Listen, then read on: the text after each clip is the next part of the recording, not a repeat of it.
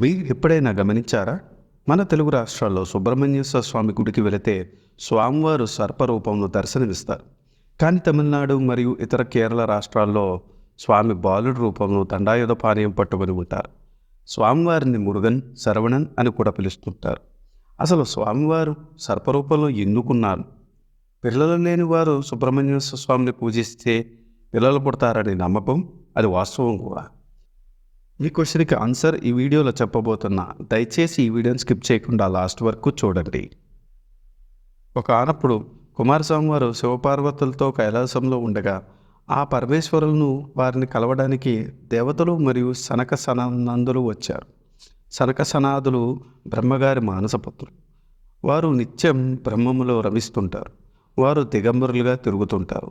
కుమారస్వామి వారిని చూసి వెక్కిలిగా నవ్వసాగారు. అప్పుడు పార్వతీదేవి, నువ్వు అలా వారిని అవమానించకూడదు అని నీ తప్పుకు ప్రాయశ్చిత్తం చేసుకో అనడంతో తల్లి మాట జవదాటకుండా స్వామివారు భూమిపైన 60 సంవత్సరాల పాటు తపస్సు చేశారు. ఆయన ఒక సర్పరూపంలో పుట్టలో ఉండి ఈ తపస్సు చేశారు. అదే సమయంలో అగస్త్య మహాముని వారు కాశీపట్నం నుండి బయలుదేరి వెళ్తుండగా ఒక ప్రాంతంలో జాతి వైర్యాన్ని పక్కన పెట్టి పాము, ముంగిస, నెమలి ఆడుకుంటున్నాయి. ఆ విచిత్రాన్ని చూసిన మునివారు అక్కడ ఉన్న పుట్ట వైపు చూసి తన దివ్య జ్ఞానంతో పుట్టలో సర్పరూపంలో ఎవరో కాదు కుమారస్వామి వారు అని గ్రహించి ఆ పుట్టపైన శివలింగాన్ని ప్రతిష్ఠించారు. ఆ ప్రదేశం అప్పట్లో మోహినీపురంగా పిలిచేవారు. మన వాడుక భాషలో ఇప్పుడు అది మోపిదేవిగా పిలుస్తున్నాం. సుబ్రహ్మణ్య స్వామి వారు ఈ క్రమంలోనే పాకే జీవులకు అధిపతి అయ్యారు.